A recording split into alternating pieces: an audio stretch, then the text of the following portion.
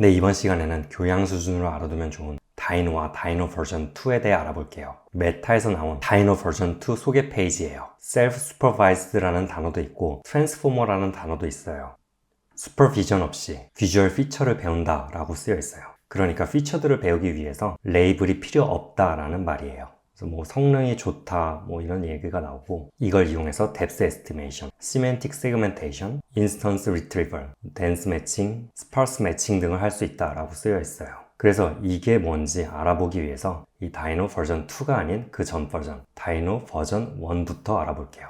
버전 1 페이퍼 이름은 Emerging Properties in Self-Supervised Vision Transformer예요. 제목부터가 비전 트랜스포머에 Self-Supervised Learning을 적용하니까 이런 특징들이 나왔다는 거예요. 여기서 가장 핵심 특징 중에 하나는 좋은 이미지 피처들이 학습됐다는 거예요. 컴퓨터 비전 솔루션들은 어떤 이미지가 들어오면 이를 잘 이해해야 하는데, 컨볼루셔널 뉴럴 네트워크를 쓰던 비전 트랜스포머를 쓰던 이미지에서 피처들을 잘 뽑아내는 이미지 인코더가 매우 중요해요. 일반적인 이미지 클래시피케이션 문제에서는 인코더를 통해 나온 피처를 기반으로 이게 고양이인지 이게 강아지인지 구분을 하는 거죠. 이런 피처를 잘 뽑는 인코더를 트레이닝 시키기 위해서 이미 클래스들이 정해져 있는 여러 가지 이미지들을 확보해서 백프로파게이션을 통해 이 뉴럴넷을 학습시키는 거예요. 이미 레이블이 있는 이미지를 사용했기 때문에 이러한 학습 방식을 슈퍼바이스드 러닝이라고 부르는데, 지금은 강아지와 고양이를 분류하기 위한 피처들이 인코더에 학습이 될 거예요. 문제는 이러한 학습 방법이 슈퍼바이스드 러닝이기 때문에 정해진 클래스에 맞춰서 피처들이 학습돼요. 그만큼 이런 피처는 클래스에 제한이 있다는 거죠. 이를 더 보완하기 위해 우리가 이전에 배운 클립이라는 게 있어요. 언어의 도움을 받아서 이미지 인코더를 학습시키는 방법이에요. 혹시 클립을 아직 모르시는 분들은 비전 트랜스포머 챕터 한 두 영상을 통해 소개했으니까 참고하시면 돼요. 어쨌든 이러한 클립도 결국은 언어와 이미지 페어 레이블이 필요하기 때문에 제한이 있을 수밖에 없어요. 만약 이러한 레이블에 제한 없이 그냥 순수하게 이미지들만으로 좋은 피처를 뽑아낼 수 있다면 더 좋은 이미지 인코더를 만들 수 있지 않을까 해서 시작한 접근법이 컴퓨터 비전 이미지 분야의 Self-Supervised Learning으로 발전하게 됐어요.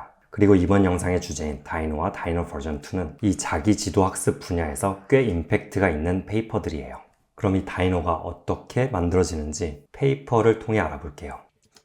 이 오른쪽에 있는 이러한 그림이 나와요. 이게 핵심 개념인데, 왼쪽 스튜던트 네트워크, 오른쪽 티처 네트워크, 두 개의 뉴럴 네트워크가 있어요. 이러한 티처 스튜던트 네트워크 관계는 놀리지 디스틸레이션에서 배웠어요. 그때는 스튜던트 네트워크의 사이즈가 티처보다 더 작았는데, 이번에는 똑같은 크기의 같은 구조의 뉴럴넷 두 개를 가지고 시작하는 거예요. 방금 말한 놀리지 디스틸레이션 같은 경우도 비전 트랜스포머 챕터 안에서 이렇게 찾을 수 있어요. 다시 다이노로 돌아와서 티처, 스튜던트 둘 다 같은 사이즈의 비전 트랜스포머 네트워크예요. 레이블이 없는 이미지 하나를 X로 가져와요. X1, X2로 변하는데 결국은 같은 이미지이지만 다른 이미지를 넣기 위해 좌우가 반전이 된 이미지, 흑백으로 처리한 이미지, 혹은 크롭을 한 이미지 등을 넣을 수 있어요. 그럼 각각 트랜스폼 된 이미지가 비전 트랜스포머, 스튜던트로 들어가서 그 아웃풋이 나올 거예요.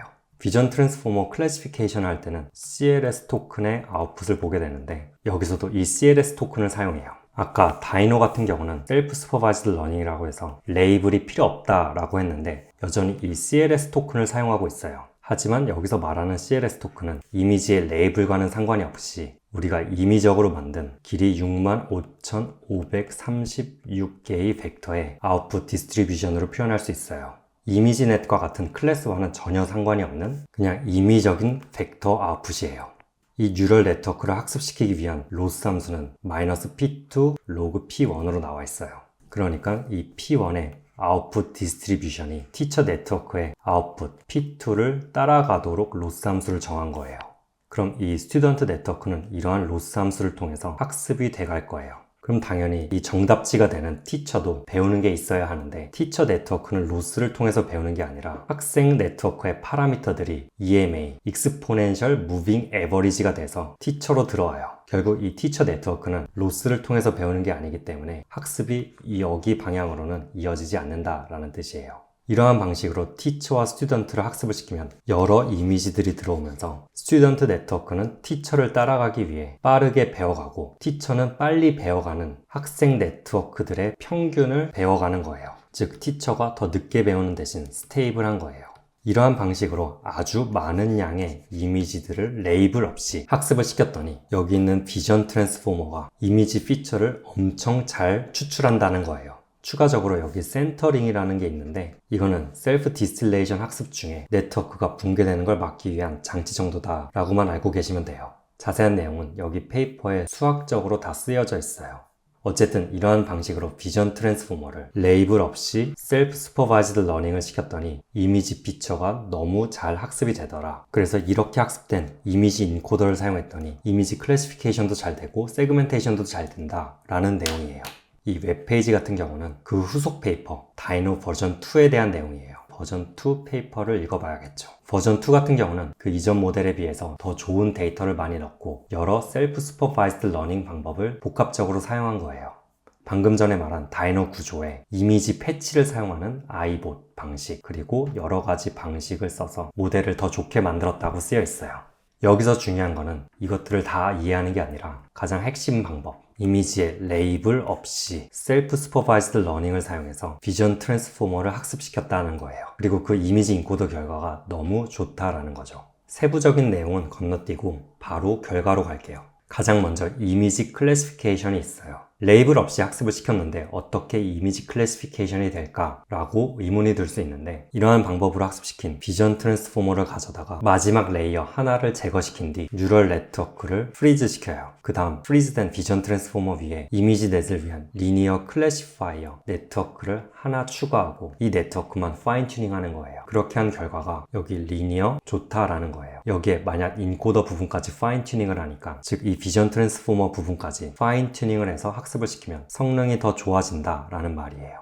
또한 더 나아가서 다른 도메인의 이미지 클래시피케이션 이미지 사진이 아닌 이런 스케치와 같은 다른 도메인의 이미지 클래시피케이션에서도 잘 동작한다 라는 뜻이에요. 인스턴스 레코그니션은 그렇게 중요하지 않으니까 넘어가고 이미지 세그멘테이션이 있어요. 이것도 비슷하게 셀프 슈퍼바이즈드 러닝을 통해서 학습된 비전 트랜스포머를 프리즈 시키고 그 뒤에 픽셀별 클래시피케이션을 하는 리니어 레이어를 하나 적용해서 마지막 이 레이어만 파인 튜닝을 했다. 그랬더니 세그멘테이션도 잘 된다라는 뜻이에요. 또 자세히 읽어보면 비전 트랜스포머의 마지막 4개 레이어를 뽑아서 적용했더니 성능이 조금 더 올라가더라. 이를 좀 더 설명하자면 마지막 픽셀 클래시피케이션을 하는 네트워크 안으로 비전 트랜스포머의 마지막 4개의 레이어를 픽셀 클래시피케이션 디코더로 넣었다라는 말이에요.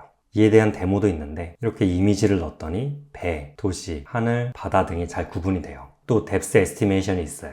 이미지가 주어졌을 때 그 깊이를 예상해야 하는데 이미지 세그멘테이션과 마찬가지로 그냥 각각의 픽셀의 뎁스 여기서는 256의 해상도를 가진 뎁스를 예측하는 것 뿐이에요. 그 데모를 보면 알아보기 힘든 그림을 넣었음에도 불구하고 뉴럴 네트워크는 그 깊이, 뎁스를 추정하고 있어요. 그 다음 PCA 피처도 알아볼게요. 여기서부터는 조금 어려울 수 있는데 사실 이해 못해도 큰 상관은 없어요. 어쨌든 왼쪽 인풋 이미지를 넣으면 비전 트랜스포머를 통해서 이게 전부 패치화 될 것이고 이 각각의 토큰들, 패치들은 비전 트랜스포머의 아웃풋, 그 벡터를 나타낸다면 어떤 특징들을 가질 거예요. 이를 뭐 피처라고도 말할 수 있는데 각각의 피처들을 패치별로 벡터 스페이스 안에 그려넣었더니 해당 패치는 여기, 다음 패치는 이런 식으로 그려질 수 있겠죠. 참고로 이 벡터 스페이스는 2D가 아니지만 설명을 위해서 2D로 넣었을 뿐이에요. 어쨌든 이렇게 디스트리뷰션이 나올 텐데 PCA, Principal Component Analysis라는 수학적 방법이 있어요. 이거를 뽑으면은 가장 디스트리뷰션이 많은 쪽으로 하나의 축을 만들게 되고요. 여기서 이 아래쪽 패치들을 전부 제거하면 신기하게도 전부 백그라운드들만 제거가 된다라는 뜻이에요.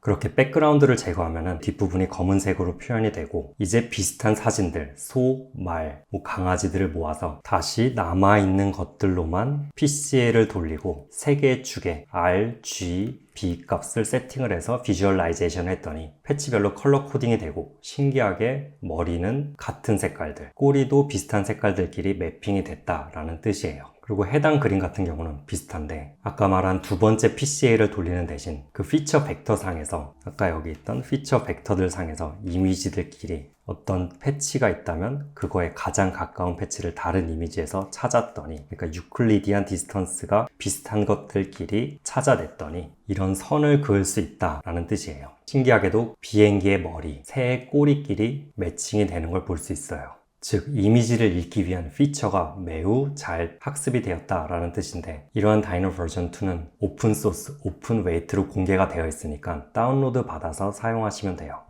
이렇게 이번 시간에는 조금 어려웠을 수도 있는데 다이노 그리고 다이노 버전 2에 대해서 알아보았어요. 여기서 가장 핵심이 되는 내용은 아주 많은 양의 이미지를 레이블 없이 셀프 슈퍼바이즈 러닝을 사용했더니 비전 트랜스포머에 매우 풍부한 좋은 퀄리티의 이미지 피처들을 뽑아냈다라는 것만 기억을 하시면 돼요.